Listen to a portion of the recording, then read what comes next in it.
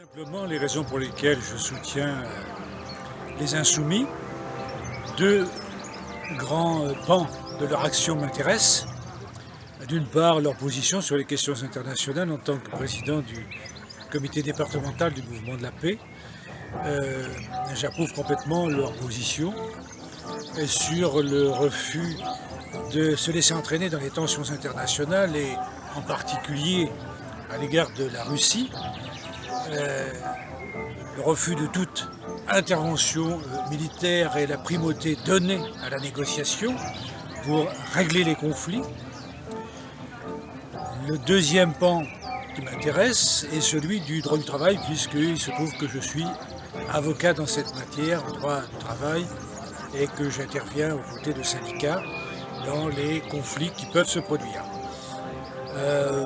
La loi El Khomri, comme la loi Macron, la loi Rebsamen, sont des lois extrêmement dangereuses pour le monde du salariat, mais auxquelles il faut ajouter la loi Macron. On oublie souvent de la citer, alors que c'est la plus volumineuse et la plus dangereuse de toutes.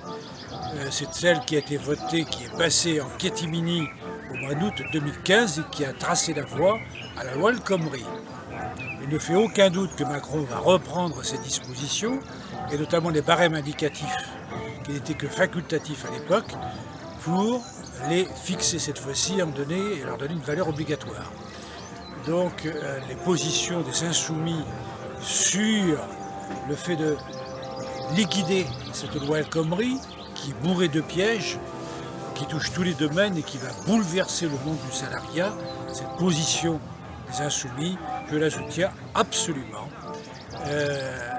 Je pense que de ce point de vue-là, c'est le seul véritable mouvement, parti, qui s'attache avec beaucoup de sérieux, de sincérité, mais aussi d'objectivité et d'esprit technique à ces grandes questions qui vont régir désormais le monde du travail.